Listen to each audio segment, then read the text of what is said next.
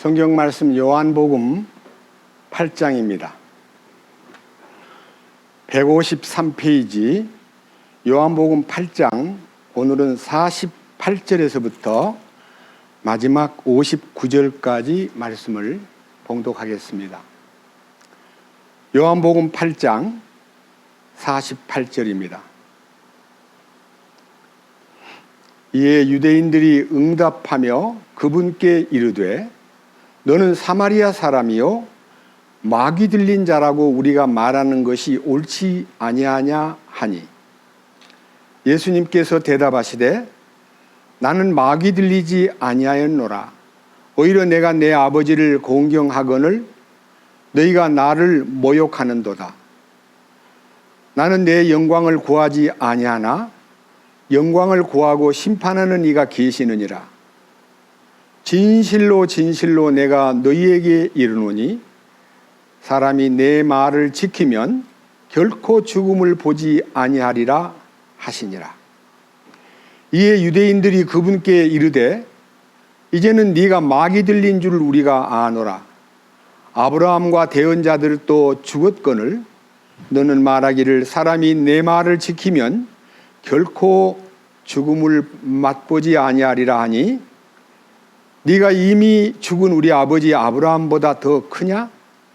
또 대언자들도 죽었거늘 너는 네 자신을 누구로 만드느냐 하매, 예수님께서 대답하시되 내가 내게 존귀를 돌리면 내 존귀가 아무것도 아니거니와 내게 존귀를 돌리는 분은 내 아버지시니 곧 너희가 너희 하나님이라고 말하는 그분이시라. 그럼에도 너희는 그분을 알지 못하였으되 나는 그분을 아노니, 만일 나는 그분을 알지 못한다 하면 내가 너희와 같이 거짓말쟁이가 되리라. 그러나 나는 그분을 알고 또 그분의 말씀을 지키노라. 너희 아버지 아브라함은 나의 날 보기를 기뻐하다가 그날을 보고 즐거워하였느니라 하시니, 이에 유대인들이 그분께 이르되 네가 아직 50세도 안 되었는데 아브라함을 보았느냐 하매, 예수님께서 그들에게 이르시되 진실로 진실로 내가 너희에게 이르노니 아브라함이 있기 전에 내가 있느니라 하시니라.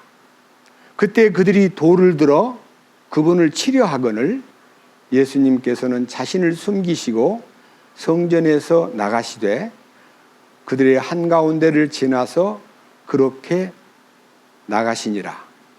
59절 말씀까지 읽었습니다. 다시 한번 기도드리겠습니다. 주님,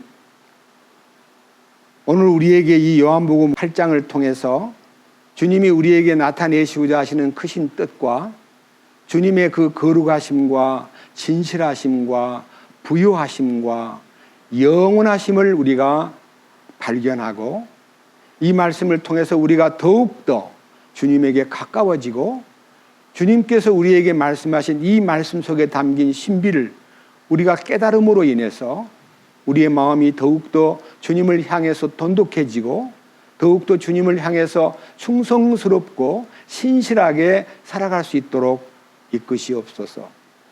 이 미천한 자에게 말씀을 맡기지 마시고 주님 친히 기름 부으심 안에서 이 말씀을 전하는 제 생각과 표현을 주장하시고 또 함께 말씀을 듣는 사람들의 심령과 듣는 귀를 주장하셔서 이 거룩한 말씀에 눈을 뜨고 주님이 기뻐하시는 사람으로 우리의 남은 일생 살아갈 수 있도록 이끄시옵소서.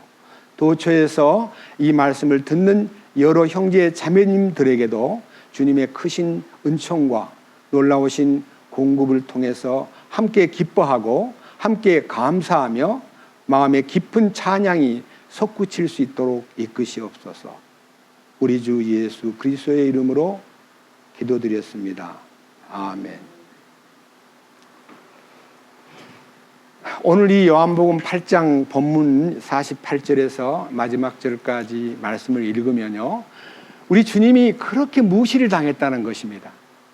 사람들에게, 그 당시 선택받은 유대인들이 예수님을 너는 사마리아 사람이야. 여러분, 사마리아 사람이라는 말은 그 시대에서 가장 차별적인 언어인 것입니다.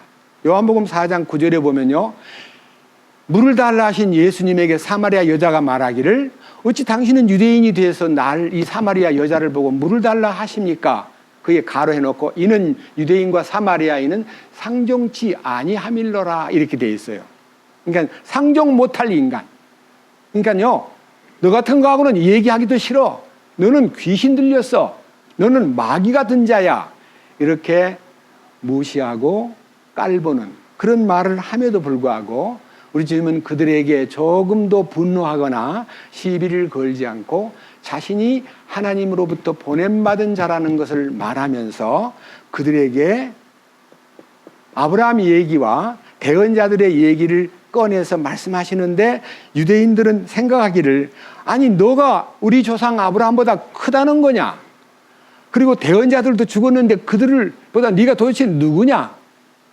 하면서 우리 주님 마지막 얘기에 여기 56절, 너희 아버지 아브라함은 나의 날 보기를 기뻐하다가 그날을 보고 즐거워하였느니라. 이 말은요, 나의 날이란 말은 예수님이 이 땅에 오셔서 하실 일에 대해서 아브라함은 하나님의 계시를 받고 나를 보자마자 나를 알아보았다. 여러분, 이 말을 하면요, 예수님이 아브라함 때 계셨다고? 그렇습니다. 히브리서 13장에 예수 그리스도는 어제나 오늘이나 영원토록 동일하십니다.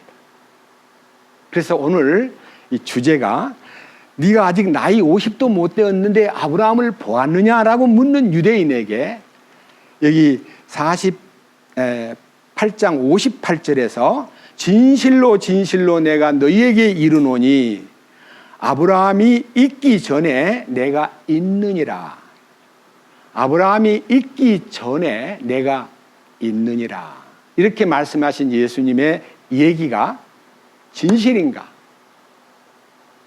예수님은 아브라함 때, 아브라함이란 말은 예수님 오시기 전 2000년 시대를 아브라함 시대라 그러는데, 그 아브라함 때 예수님이 과연 아브라함을 만났는가? 이런 문제를 놓고 오늘은 좀 상당히 진지하고 또 우리가 세심하게 살피지 않으면 예수님이 하신 말씀이 언뜻 들을 때는 약간 추상적인, 꼭 무슨 거짓말 같은 얘기가 될 수도 있지만, 예수님이 아브라함이 있기 전에 내가 있느니라 하신 이 말씀이 오늘의 주제가 되겠습니다. 자, 여기 요한복음 8장 우선 이런 말씀을 한번 읽어보겠습니다. 8장 38절에 이미 지난 몇 주 전에 강해를 했지만 다시 한번 읽어보겠습니다. 나는 내가 내 아버지와 함께 본 것을 말하고 너희는 너희가 너희 아비와 함께 본 것을 행하느니라. 여기서 말하는 내 아버지가 있고 너희 아버지가 있는데, 내 아버지는 하나님 아버지고 너희 아버지는 그 유대인들의 아버지는 8장 44절에 너희는 너희 아비 마귀에게서 났으므로 너희 아비의 욕망들을 행하려 하느니라. 그는 처음부터 살인자요 자기 속에 진리가 없으므로 진리 안에 거하지 아니하고 거짓말을 할 때 자기의 것을 말하나니 이는 그가 거짓말쟁이요 거짓의 아비이기 때문이라.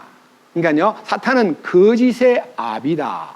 우리는 하나님은 참 하나님이십니다. 그러니까 참과 거짓이 마치 빛과 어둠이 대결하듯이 빛 대신 하나님께서 어둠의 세력인 사탄과 이렇게 싸움을 하고 있는데, 여러분 생각에 저도 어릴 때 그런 생각을 하고 여러 선생님들에게 또 심지어는 신학교 공부를 할 때도 하나님이 그렇게 못된 마귀를 왜 없애버리지 않고 내버려두고 그 마귀를 일하게 만들고 마귀가 무엇을 요구하면 하라고 이렇게 욥을 괴롭힌다니까 그래 해봐라 하고 이렇게 마귀 장난을 허용하시는가, 이런 걸 가지고 질문을 했을 때 속 시원하게 대답해 주는 분이 없어서 저는 마치 안 해야 될 질문을 한 사람인 것처럼 취급받기도 했습니다. 해결이 안 되더라고요. 그런데 1966년 예수님께서 제 안에 임했을 때에 제 안에서 거처하던 사탄이 어둠의 세력이 물러감으로써 아하, 내 속에 마귀가 들어앉아가지고 나를 어둠의 세력으로 끌고 갔구나.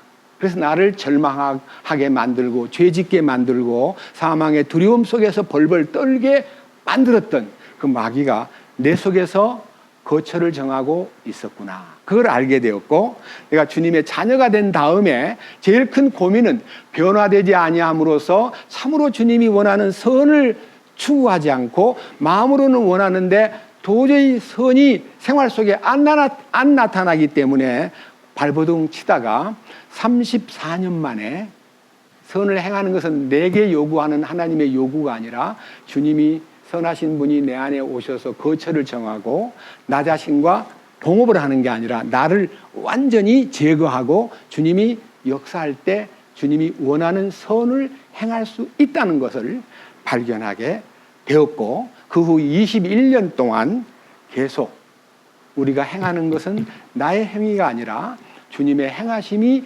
반드시 내 안에서 역사해서 너희 안에서 행하시는 이는 하나님이시니 자기의 기쁘신 뜻을 위하여 너희로 소원을 두고 행하게 하시나니 모든 일을 원망과 시비가 없이 하라. 원망하거나 시비 걸지 말고 그냥 순종하고 따르기만 하면 그분이 예수 그리스도께서 우리 안에 계심으로써 당신의 선이 착한 일이 시작되었고 선한 일이 그분 안에서 오픈되었다 하는 것을 알게 되었습니다. 오늘 여기에 8장 다시 봅니다. 여기에 39절 그들이 그분께 응답하여 이르되 아브라함이 우리 아버지니라 하니 예수님께서 그들에게 이르시되 너희가 아브라함의 자손이라면 아브라함의 행위를 하고자 할 것이로되 하나님께 직접 들은 진리를 너희에게 말한 사람이 나를 이제 너희가 죽이려 하는도다. 아브라함은 이렇게 하지 아니하였느니라.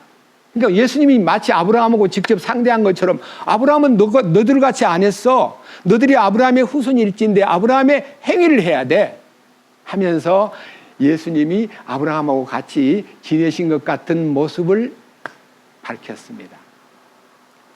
저는 여러분들과 함께 이 성경을 보면서 과연 예수님은 아브라함 시대 때 아브라함을 만났고 아브라함이 하는 행위를 이렇게 옆에서 지켜보았다는 것을 여기서 예수님이 말씀으로 열어놓았는데 이것을 증거해야 될 말씀, 필요를 느낍니다. 많은 사람들이 예수님을 사마리아 사람, 상종 못할 인간, 여기에 아까 얘기했던 대로 마귀가 들린 인간, 또 여기 뒤에 가보면요, 아브라함은 이미 죽었는데 너 아브라함 만났다는 게 참말이냐? 네 50도 못 되었는데 아브라함을 보았느냐? 라고 묻는 도저히 이해할 수 없는 인간으로 예수님을 몰아붙였지만은요, 예수님은 거짓말하시는 분이 아니십니다. 그래서 여기 계신 여러분과 함께 오늘 함께 그리고 이 말씀을 듣는 후에 여러 많은 진리를 추구하는 사람들에게 예수님과 아브라함과의 관계, 그리고 예수님은 과연 아브라함을 만났는가, 그리고 예수님은 아브라함에게 무슨 말씀을 하셨는가 하는 부분에 대해서 증거를 제시하고 싶습니다. 창세기 14장 보십시다.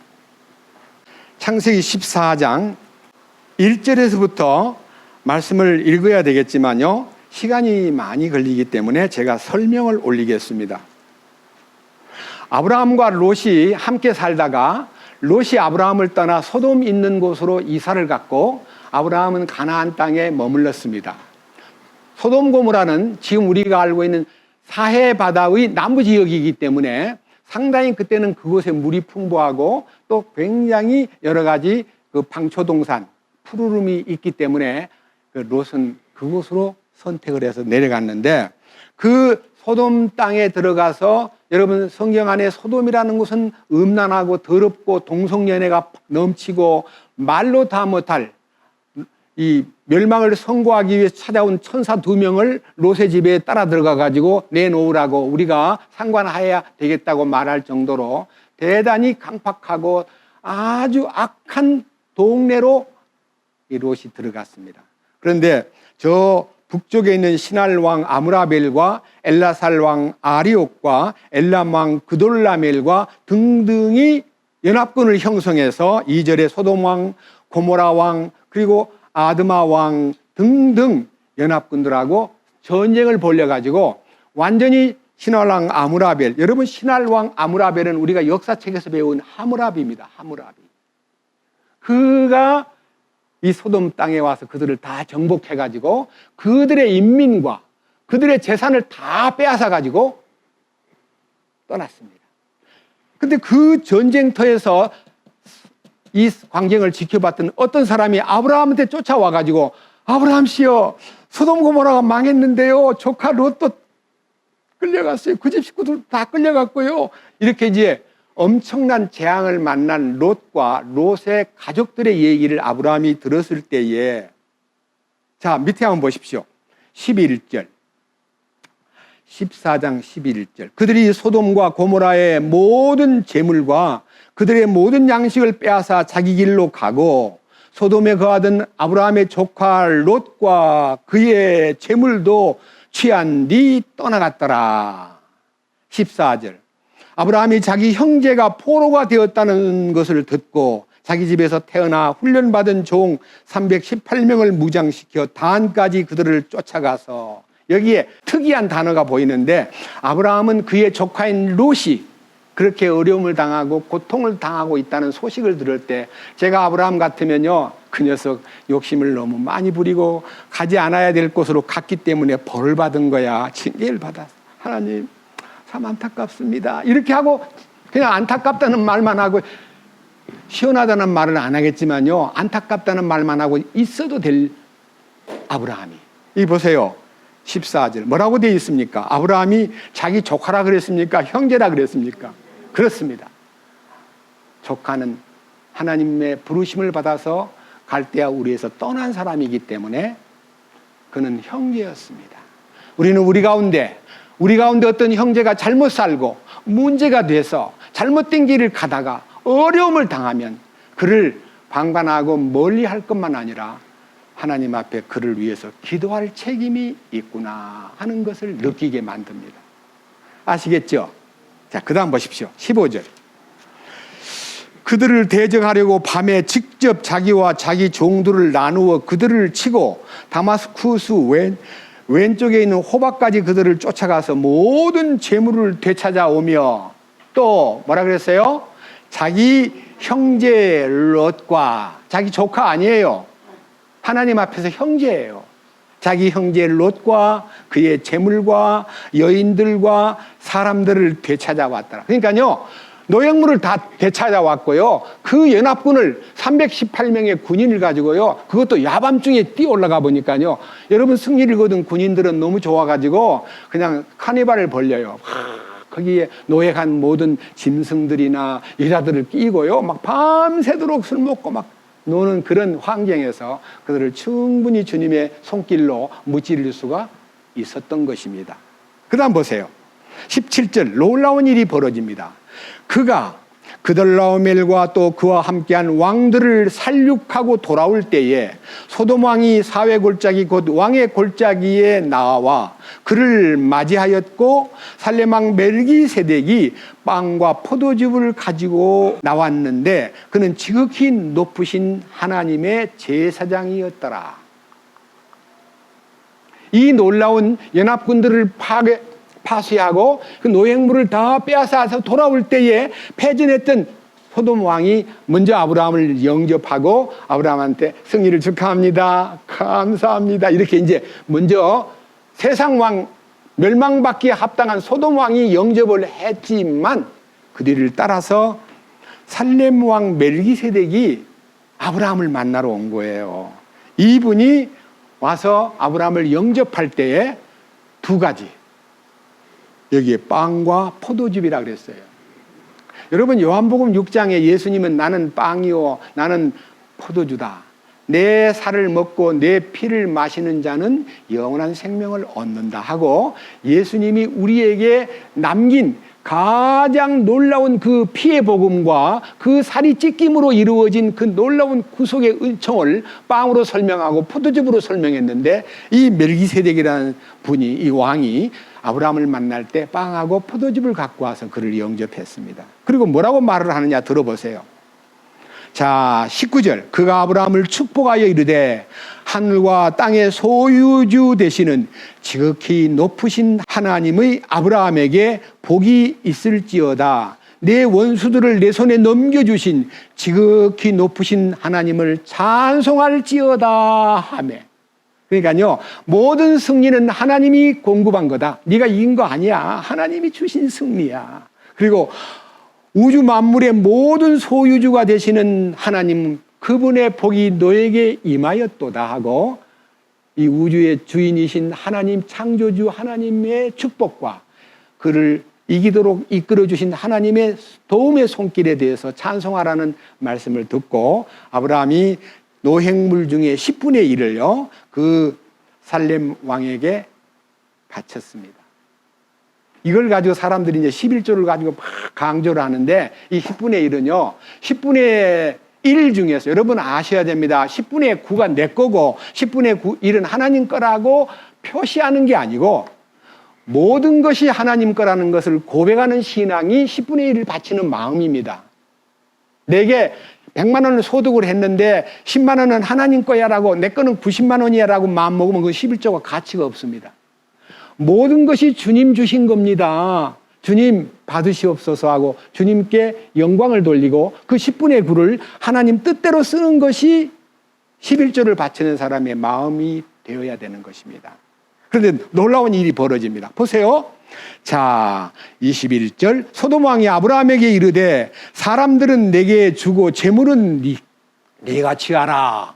사람들은 내게 주고 인민들은 내게 돌려주고 그 노획물은 당신이 가지시오 할 때 아브라함이 기분이 좋아가지고 그렇게 해준다면 좋지요 하고 그 노획물을 받아야 마땅한데, 이렇게 얘기합니다. 참 놀라운 얘기입니다.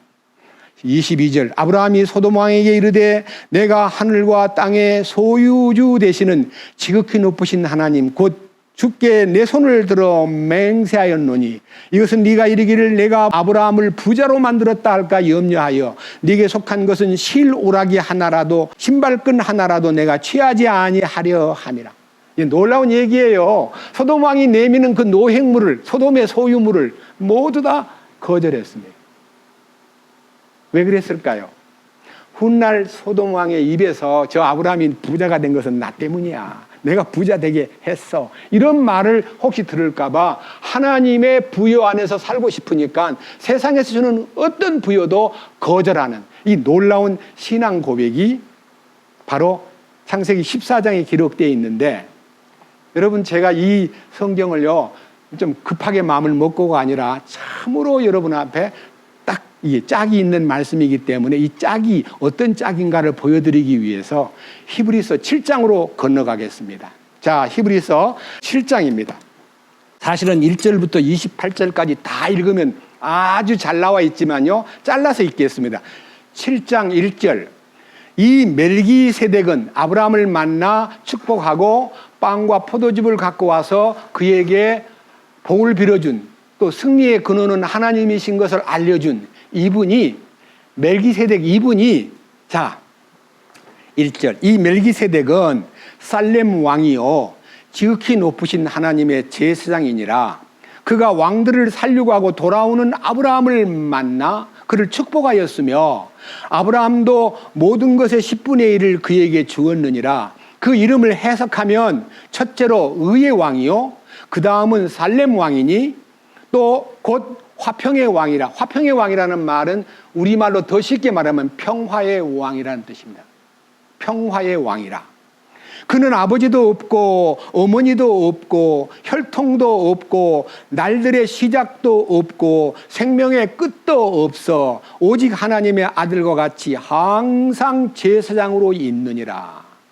자, 살렘 왕 멜기세덱은 의의 왕이며 평화의 왕이며 그는 영원한 제사장이라 그랬습니다. 여기에 이 말을 읽을 때 영원한 제사장? 영원한 제사장? 이게 무슨 말이야? 자, 밑에 보십시오. 20절로 갑니다.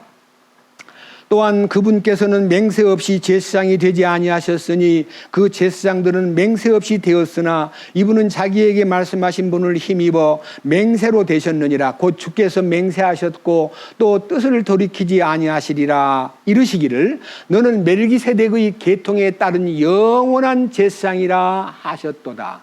그런 것으로 말미암아 예수님께서는 더 나은 상속 언약의 보증이 되셨느니라. 그들이 참으로 다수의 제사장이었던 것은 죽음으로 인해 그들이 항상 잊지 못하였기 때문이로되 이 사람은 항상 계심으로 변할 수 없는 제사장 직분을 소유하시느니라. 그러므로 그분께서 항상 살아 계셔서 그들을 위해 중보하심을 보건대 그분은 또한 자기를 통하여 하나님께 나아오는 자들을 끝까지 구원하실 수 있느니라. 이러한 대제사장께서는 우리에게 합당하셨으니 곧 그분은 거룩하시고 해가 없으시고 더러움이 없으시며 죄인들로부터 분리되시고 하늘보다 더 높이 되셨느니라. 그분께서 저 대제사장들과 같이 먼저 자기의 죄들로 인하여 날마다 희생물을 드리고 그 다음에 백성의 죄들로 인하여 희생물을 드릴 필요가 없으시니 이는 그분께서 친히 자신을 드리실 때에 이 일을 단번에 행하셨기 때문이라.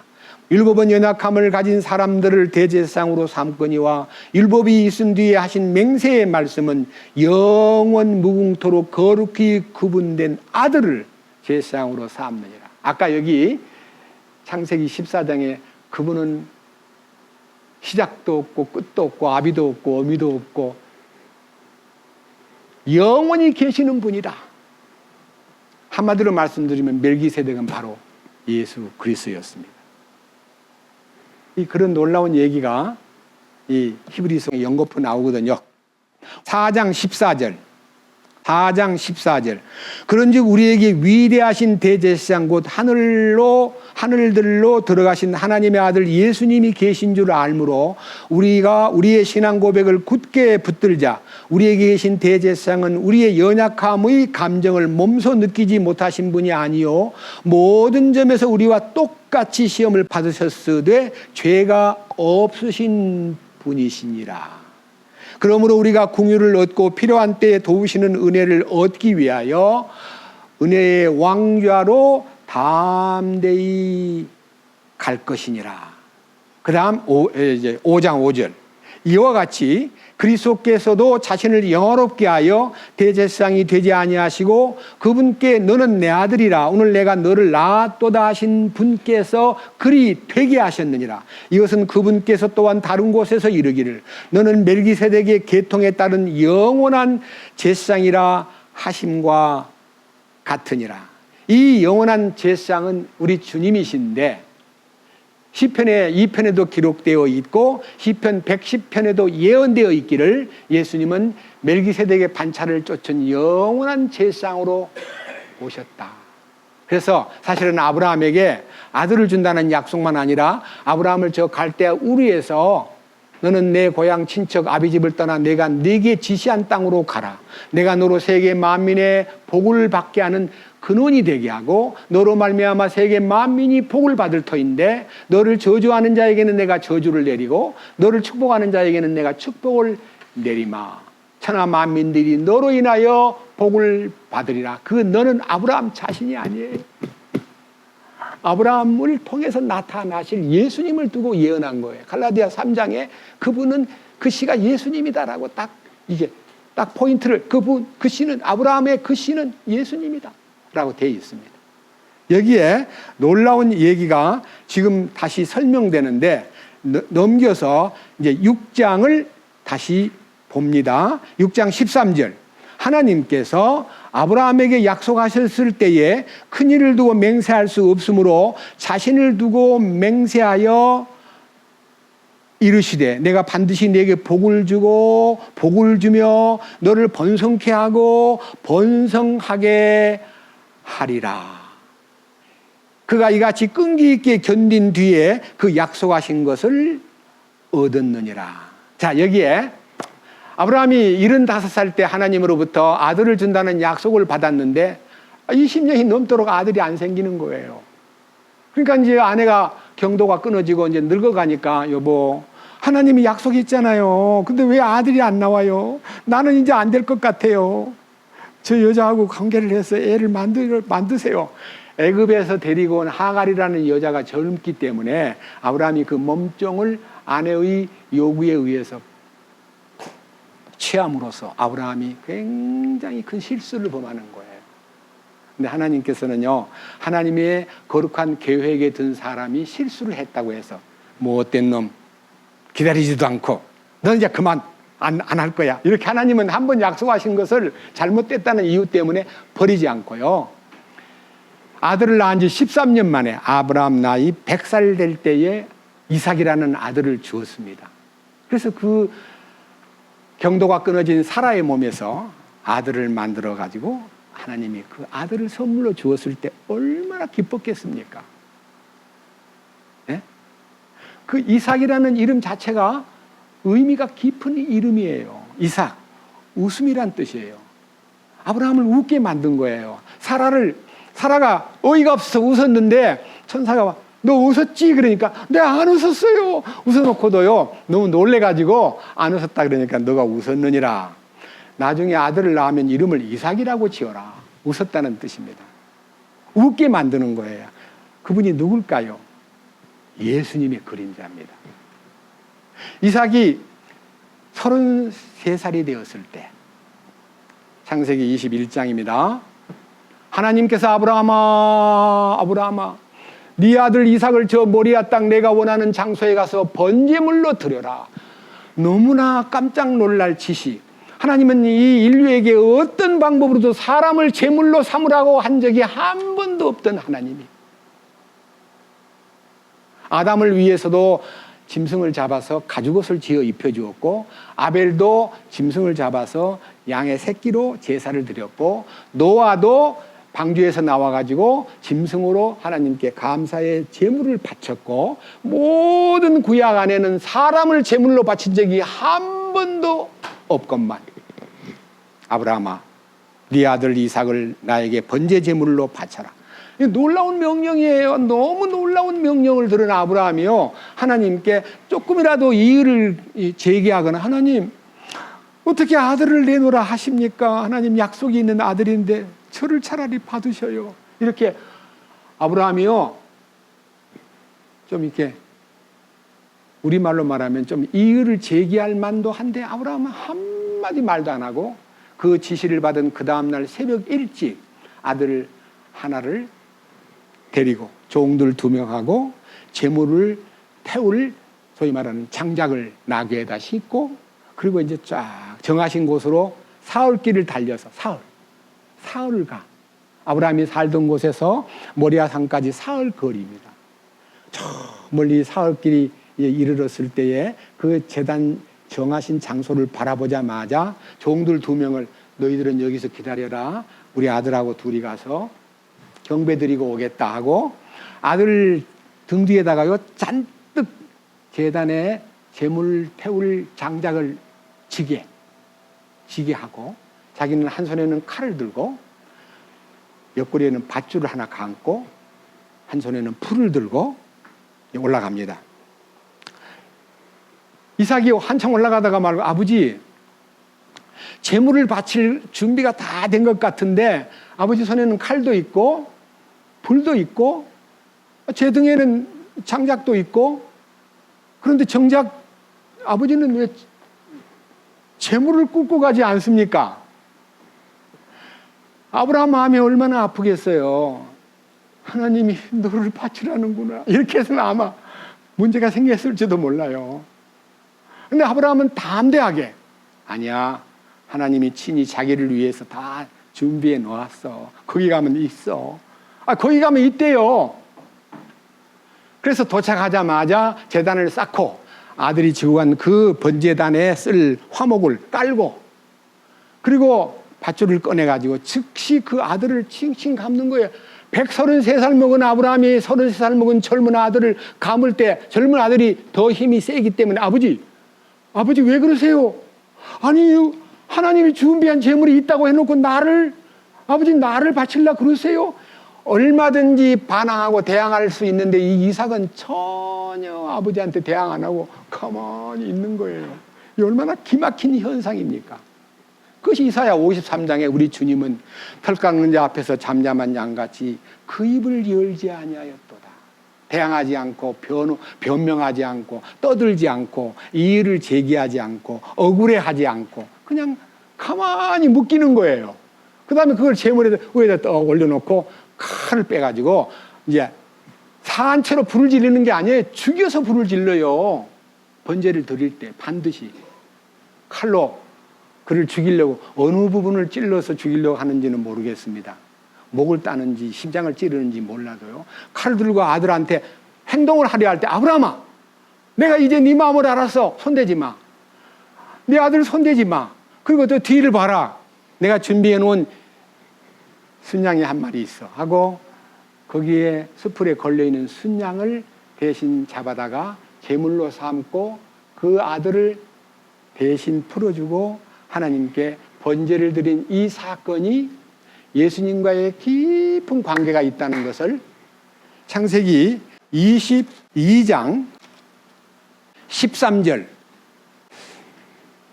아브라함이 눈을 들어 살펴보니 보라 뿔이 덤불에 걸린 순양 한 마리가 자기 뒤에 있으므로 아브라함이 가서 그 순양을 가져다가 자기 아들을 대신하여 번제 헌물로 드렸더라. 아브라함이 그곳의 이름을 여호와 이레라 하였으므로 이날까지 사람들이 이르기를 주의 산에서 그것을 보리라. 주의 산에서 보리라는 말 대신에 여호와 이레라는 말은 여호와께서 준비하셨다는 뜻입니다. 15절 주의 천사가 하늘로부터 두 번째 아브라함을 불러 이르되 주가 말하노라 내가 나를 두고 맹세하였노라 곧 네가 이 일을 행하여 네 아들 네 유일한 아들을 아끼지 아니하였으므로 내가 네게 복을 주고 복을 주며 또 네 씨를 하늘의 별들같이 바닷가의 모래같이 번성하게 하고 번성하게 하리니 네 씨가 자기 원수들의 문을 소유하리라. 또 네 씨 안에서 땅의 모든 민족들이 복을 받으리니 이는 네가 내 음성에 순종하였기 때문이니라. 그래서요 땅의 모든 민족이 너를 통해서 너의 후손을 통해서 이 모든 것이 다 풀린다는 그 내 씨 여기서 말하는 네가 바닷가 하늘의 별같이 바닷가의 모래같이 번성하게 하고 번성하게 하리니 내 씨가 복수가 아닙니다. 내 씨들이 아니고 내 씨가 자기 원수들의 문을 소유하리라. 또 내 씨 안에서 땅의 모든 민족이 복을 받으리라. 여기 하는 씨라는 말은 영어로 seed인데요. seed. 이 씨가 예수님이에요. 자, 여기 갈라디아 3장으로 가겠습니다. 갈라디아서 3장 15절 형제들아 내가 사람들의 관례대로 말하노니 그것이 단지 사람의 언약이라도 일단 확정되면 아무도 취소하거나 거기에 더하지 못하느니라. 이제 그 약속들은 아브라함과 그 씨에 관한 것인데 그분께서 여럿을 가리켜 씨들에게라고 하지 아니하시고 하나를 가리키시며 내 씨에게 하시나니 이 씨는 누구시라? 예, 그렇습니다. 아브라함은 그 하나님과의 대화를 통해서 그 씨가 예수님이라는 걸 알게 되었고 그는 마음속에서 그가 아들을 바칠 때 그 심정이요 어떤 심정이었는가를 여러분들은 관찰해야 될 필요가 있습니다. 무조건 순종하고 아들 바친 거 아닙니다. 뭔가 속에서 솟구치는 한 사건이 있었습니다. 그것이 아브라함을 그렇게 움직인 거예요. 다시 히브리서 11장으로 갑니다. 신약성경 히브리서 11장에 342페이지 17절 히브리서 11장 17절 342페이지 믿음으로 아브라함은 시험을 받을 때에 이삭을 바쳤으니 곧 약속들을 받은 그가 자기의 독생자를 바쳤느니라. 하나님께서 아브라함에게 아들을 주시면서 네 씨로 인하여 세상 만민이 복을 받고 복을 받는다. 네 씨로 인하여 모든 세계 민족들에게 큰 은혜를 베풀 거다는 약속을 했기 때문에 이 씨에 대한 이 이삭에 대한 약속을 하나님이 주신 것을 믿었기 때문에 18절 그 아들에 관하여는 그분께서 전에 이르시되 이삭 안에서 내 씨가 부름을 받으리라 하셨느니라. 하나님께서 심지어 죽은 자들로부터 능히 그를 일으킬 줄로 생각하였으므로 또한 그는 죽은 자들로부터 그를 모형으로 받았느니라. 이 아들을 바쳐도 하나님은 약속했기 때문에 이 아들을 도로 살려낼 거다. 예수님이 부활할 것을 믿은 거예요. 우리는 부활했기 때문에 믿기가 쉽지만요, 아브라함은 부활 사건을 본 적도 없는데 하나님이 이 아들을 통해서 약속하신 약속을 이루기 위해서는 이 아들을 죽여도 번제물로 바쳐도 도로 살려낼 거다, 이렇게 믿고 바친 거예요. 얼마나 놀라운 부활 신앙입니까? 맞잖아요. 놀라운 사실이 이 아브라함을 통해서 주님이 증거되고 있고, 그 주님이 그 아들을 통해서 예수님을 보여주었고, 멜기세덱을 만날 때 그를 통해서 예수님을 만난 아브라함이었습니다. 나의 날 보기를 기다리다가 즐거워했다는 말은요, 아들을 바쳐도 즐겁게 바쳤다, 그 말입니다. 왜? 주님이 그날이 너는 내 아들이라 오늘 내가 너를 낳았도다. 예수님이 시편 2편에서 예언된 너는 내 아들이라 오늘 내가 너를 낳았도다는 말이 무슨 말일까요? 하나님이 예수를 낳았다, 그런 말 아니에요. 사도행전 13장 가서 잠깐 살펴보겠습니다. 사도행전 13장 32절, 199페이지입니다. 사도행전 13장 32절.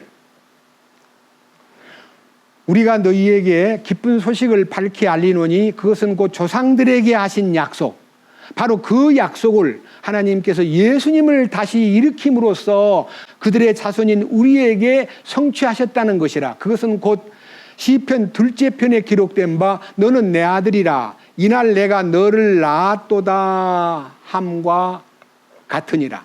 너는 내 아들이라 이날 내가 너를 낳았다고 하는 시편 2째 편의 기록이 34절에 해석되기를, 이것은 또 그분께서 그분을 죽은 자들로부터 살리시고 이제 다시 썩음으로 되돌아가지 아니하게 하실 것에 관하여 이같이 이르시되 내가 다윗에게 허락한 확실한 긍휼을 너희에게 베풀리라 하셨느니라. 이것은 예수님이 부활하실 것을, 너는 내 아들이라 오늘 내가 너를 낳았다는 말은요, 하나님이 죽은 자 가운데서 일으켜 세우신 그 사건을 염두에 두고 하신 말씀이기 때문에 예수님의 부활을 가리켜 한 말이에요. 그러면 아브라함은요, 그 부활을 믿고 있었어요. 우리들도요, 부활을 믿는 것만으로는 부족합니다. 이제 우리는 부활하신 예수님을 통해서 무엇을 배워야 되냐면요, 주님의 부활에 연합을 해야 됩니다. 근데 주님의 부활에 그냥 달라붙을 수가 없고요, 조건이 딱 한 가지, 너는 그와 함께 죽어야 그의 부활을 소유할 수 있다는 것입니다. 우리 주님과 함께 죽음에 연합된 사람은 반드시 부활을 소유할 수가 있습니다. 아브라함은 바로 그 믿음이 있었습니다. 오늘 사랑하는 여러 형제 자매님들에게 아브라함이 주님을 만났다는 그 증거가 멜기세덱을 통해서 아브라함은 바로 메시아를 만난 겁니다. 빵과 포도즙을 먹었습니다. 그리고 그는 아들을 또 통해서 예수 그리스도의 그림자를 보았습니다. 그리고 그 아들을 바쳤을 때도 주님의 죽으심이 부활로 연결된다는 것을 아브라함은 현장에서 목격했습니다. 죽은 자 가운데서 도로 받은 것이라고 개역에서는 기록이 되어 있습니다. 그런 면에서 이 아브라함이 믿음의 조상됨에 대해서 우리는 이의가 전혀 있을 수가 없습니다. 다시 이제 히브리서로 돌아갑니다. 이제는 히브리서 9장을 보겠습니다. 히브리서 9장 24절입니다. 자, 9장 24절. 그리스도께서는 손으로 만든 거룩한 처소들 곧 참된 것의 모형들 안으로 들어가지 아니하시고 하늘 그 자체 안으로 들어가사 이제 우리를 위하여 하나님 앞에 나타나시니라. 여러분들이 만약 예수님이 제물이었다면요, 성소의 뜰에 있는 제단에 올려져야 되고 그 피를 가지고 지성소에 가서 뿌려야만 정상적인 제사를 드리는 의식인데, 예수님은 땅에 있는 성전 안으로 들어가지 않고 하늘 보좌 앞에 직접 나가셔가지고 그가 하늘 자체 안으로 들어가사 이제 우리를 위하여 하나님 앞에 나타나셨다라고 기록되어 있습니다. 25절. 또 그분께서는 대제사장이 해마다 다른 것들의 피를 가지고 거룩한 곳에 들어가는 것 같이 자주 자신을 드려야 할 필요가 없으시니, 그러니까요, 죄를 위해서 속죄하려면 항상 성전에 가서 성전에 있는 번제단에 제물을 드리고 그 제물의 피를 가지고 지성소에 들어가서 지성소에다 뿌리는 것이 제사였는데, 예수님은 그런 일들을 전혀 하지 않고 하늘 그 자체 안으로 들어가셨고, 그 다음에 25절. 또 그분께서는 대제사장이 해마다 다른 것들의 피를 가지고 거룩한 곳 지성소에 들어가는 것이 것같이 자주 자신을 드려야 할 필요가 없으시니, 그렇더라면 그분께서 반드시 세상의 창건 이래로 자주 고난을 당하셨어야 할 것이라. 그러나 이제 세상 끝에 그분께서 단 한 번 나타나사 자신을 희생물로 드려 죄를 제거하셨느니라. 한 번 죽는 것은 사람들에게 정하신 것이요 이것들 뒤에는 심판이 있나니, 이와 같이 그리스도께서도 많은 사람의 죄를 담당하시려고 단 한 번 드려지셨으며 또 자신을 기다리는 자들에게 죄와 상관없이 두 번째 나타나시리라. 예, 놀라운 얘기입니다. 예수님이 그 일들을 끝냈기 때문에 한 번의 죽음으로써 인류를 영원히 속죄하고, 그분이 그 일을 끝내고 가셨기 때문에 약속대로 다시 오시는데, 다시 오시는 것은요, 가심을 본 그대로 오시는 거예요. 그런데 그 중간 과정, 성령이 오셨을 때에 여러분과 저가 잊어서는 안 될 것입니다. 내가 떠나면 너희에게 보혜사를 보내리라 하는 약속대로 우리 주님이 성령으로 우리 안에 오신 거예요.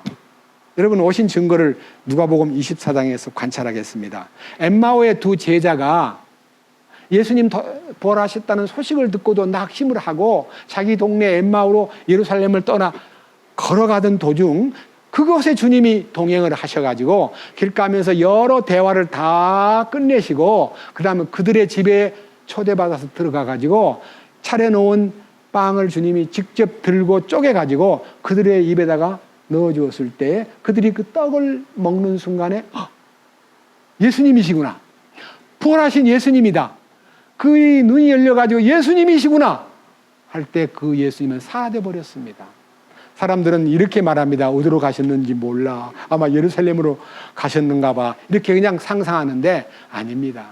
약속대로 그들 안으로 들어가신 겁니다. 우리 주님은 죽으신 후에 부활하셔가지고 이제 성령으로, 그리스도의 영으로 우리 안에 들어오셔가지고 우리를 주관하시고 우리를 다스리시고 우리에게 공급하시고 우리를 풍성케 하시는 분으로 예수 그리스도화시키는, 우리를 그리스도와 다 함께 만드는, 똑같이 주님의 DNA가 우리를 주장하는 축복이 경험되도록 이끄시는 역사가 다시 오실 때 만왕의 왕으로 온다는 얘기만 우리가 믿고 있는 게 아니라, 실제로 그분이 내 안에 오시면 나의 왕이 되시고 나의 그리스도가 되시고 나를 주관하시는 통치권자가 되심으로써 예수 그리스도의 통치권 안에서 사는 것이 왕국의 내재, 여기 있다 저기 있다 하지 않고 너희 안에 있느니라. 하나님 왕국은 먹고 마시는 것이 아니라 그리스도 예수님을 통해서 성령 안에서 의와 평화와 기쁨이다, 이렇게 약속을 했습니다. 여러분 속에 하나님의 의가 머물러 그 의가 생활 속에 나타나고 하나님의 평화가 우리 마음에 넘쳐서 나의 삶의 주변에 가족들에게 이웃들에게 생활 속에서 나타나고, 그리고 주님의 기쁨이 항상 같이 함으로써 우리의 모습 속에 주님의 기쁨이 넘치는 그런 사람으로 살게 만드신 거예요. 그렇게 살던 사람이 영원한 새 예루살렘에서 그 기쁨과 평화와 하나님의 공의를 영원히 누리는 것이 우리의 소망이고 우리가 꿈꾸는 새 예루살렘의 축복입니다. 그런 의미에서 여기 10장으로 또 넘어갑니다. 이제는 10장 19절 봅니다. 그러므로 형제들아, 히브리서 10장 19절, 그러므로 형제들아, 우리가 예수님의 피를 힘입어 새롭고 살아있는 길로 지성소에 들어갈 담대함을 얻었는데, 이 길은 그분께서 우리를 위하여 휘장 곧 자기 육체를 통해 거룩히 구분하신 것이라. 또 하나님의 집을 다스리는 대제사장께서 우리에게 계심으로 우리 마음이 뿌림을 받아 악한 양심으로부터 벗어났고 우리 몸은 순수한 물로 씻겼으니 우리가 믿음의 충만한 확신 속에서 진실한 마음으로 가까이 다가가자. 그렇습니다. 예수님이 대제사장으로서 살아계시기 때문에 그분이 우리를 데리고 갈 때 어떻게 데리고 왔을까요? 나 따라와라, 나 따라와라 해서 일일이 끌고 간 게 아니고요. 그분이 이 세상에 오셨을 때는 홀몸이었지만요, 죽고 부활하신 다음에는 우리 모두를 그 몸 안으로, 우리가 다 그의 지체가 되고 그의 셀이 되는 것이 주님의 세포가. 여러분 뭐 주님의 몸에 붙은 세포예요. 생명의 지체예요. 여러분, 이 몸 안에 엄청난 세포가 있지만요, 이 몸을 구성하는 셀, 이 기본이요, 주님의 생명을 얻은, 생명의 공급을 받는 하나의 몸이듯이요, 주님이 세상에 계실 동안에는 대제사장 노릇을 안 했어요. 그들이 볼 때는 사마리아 사람이에요. 그들이 볼 때는 마귀 든 사람이었어요. 그들은 아브라함도 안 봐놓고 거짓말로 말하는 50도 안 된 거짓말쟁이라고 취급을 했을지라도 그분이 부활하신 다음에 우리 모두를 주님 안에서 포함해가지고 지성소에 들어갔고 우리에게 모든 그 주님의 부요, 이 대제사장의 부요를 우리에게 주었다. 21절, 하나님의 집을 다스리는 대제사장께서 우리에게 계심으로 우리 마음이 뿌림을 받아 악한 양심으로부터 벗어났고 우리 몸은 순수한 물로 씻겼으니 우리가 믿음의 충만한 확신 속에서 진실한 마음으로 가까이 다가갈 수 있게 되었고, 24절, 서로를 살펴보면서 사랑과 선한 행위에 이르도록 격려하고 그리고 모이기를 힘쓰고 그리고 주님을 바라보는 마음이 간절하고 우리가 우리 주님을 높이는 삶이 우리 삶에서 저절로 이루어지는 하나님의 왕국의 시민권자로 사는 것입니다. 왕이신 예수님이 머리가 되시고 우리는 그 몸에 붙은 지체가 됨으로써 공급을 받는 축복이 이루어진 것입니다. 저는 이 축복을 여러분과 함께 간절히 마음속에서 소원할 뿐만 아니라 이 축복이 바로 오늘 우리에게, 예수님이 바로 아브라함을 만났을 때에 그 멜기세덱이 바로 아브라함이 만난 예수님이고 그 낳은 아들이 예수님의 성분을 지니고 그 하는 걸 가만히 보니까요, 너무너무 아브라함을 웃게 만드는 거예요. 그 이삭이 자랄 때 너무 풍성한 모습으로 자랐습니다. 그리고 그가 모리아산에 끌려가서 그렇게 형편없는 대우를 받아도 아버지 왜 그러세요? 아버지 뭐 하는 거예요? 이렇게 묻지도 않고 그냥 가만히 묵히는 거예요. 그 모습 속에서 우리 주님의 향기를 맡을 수가 있고, 그가 이제 풀려나가지고 대신 순양을 바친 다음에 아들을 안고 얼마나 기뻐했겠어요. 얼마나 아버지가 이삭을 더 예뻐했겠어요. 예수님이 이루어질 요한복음 8장에 있는 말씀 다시 보십시다. 이 말씀을 상기합니다. 요한복음 8장 56절에 너희 아버지 아브라함은 나의 날 보기를 기뻐하다가 그날을 보고 즐거워하였느니라. 우리 주님은 아브라함을 통해서 하나님의 계획을 안겨주었지만 그 아브라함을 통한 계획이라는 것은요, 예수님을 통해서 나타날 계획이기 때문에 그 아들 이삭을 통해서도 충분히 아브라함이 읽을 수 있는 하나님의 약속이 이 아들로 인해서 천하 만민에게 복을 준다고 했는데 이 아들을 바치면 도로 살려낼 거다라고 하는 그 믿음이 아브라함이 갖고 있는 부활의 믿음이었다는 것은 오늘날 우리가 예수를 믿기는 믿대요. 죽은 예수는 믿고 있는 사람이 많은데요, 살아계신 예수님을 믿는 사람은 별로 없어요. 살았다더라는 것만 말하고 살았다더라, 예수님 부활했다더라, 1년에 한두 번 정도 부활절날 촛불 들고, 저도 어릴 때요 촛불 들고 공원에서 탁 교인들 모아서 사셨네 사셨네 예수 다시 사셨네. 부활절 예배가 끝나면요 촛불 끄고 그 다음에 주님이 살았다는 것은 생활에서 못 느끼고 또 내년에 가면 부활절날 사셨네를 외치리라는 꿈만 갖고 살았습니다. 맞지 않아요? 부활절날 부활절 예배만 드렸지 부활하신 그리스도와 함께 살지를 않았다 이거예요. 이 놀라운 신비가 우리 안에 이루어졌기 때문에 우리는 부활의 증인이신, 우리가 부활의 증인으로 살아야 돼요. 우리 주님이 부활하신 것을 누구한테 보여주느냐 하면 세상 사람들에게 예수 부활이 나의 부활이고 나의 삶이 예수님의 삶이라는 것을 세상 사람에게 보여주는 것이 전도요, 그것이 우리의 사명이요, 그것이 우리의 주신 하나님의 경륜이라는 것을 잊어서는 안 될 것입니다. 주님을 찬양합니다. 감사합니다. 주님 감사합니다. 오늘은 아브라함이 주님을 만난 얘기를 유대인들에게 했을 때에 유대인들은 네가 아직 50도 안 되었는데 아브라함을 보았느냐고 시비를 걸고 아브라함에 대해서 오해하고 예수님에 대해서도 오해했지만 예수님은 진실로 진실로 내가 너희에게 이르노니 아브라함이 있기 전에 내가 있느니라고 말하심으로써 유대인들에게 하나님의 거룩하신 뜻을 밝히 보여주었건만 유대인들은 그 예수님을 믿지 못하고 오히려 돌을 들여 치려고 했지만 우리 주님은 그들을 피하여 자기 일을 위해서 또 자기 길을 가신 것이 이제 보입니다. 우리는 우리가 이 땅에 사는 동안에 주님의 부활의 증인으로서 입술로만 부활을 증거할 것이 아니라 부활하신 주님을 나타내는 산 증인들로 우리의 남은 생애를 살아갈 수 있도록 이끌어 주시옵소서. 우리를 위해서 죽으셨다가 다시 살아나셔서 우리를 거듭나게 하시고 우리를 산 소망 안에서 주님을 증거할 수 있도록 이끌어 주시는 우리 주 예수 그리스도의 이름으로 기도드렸습니다. 아멘.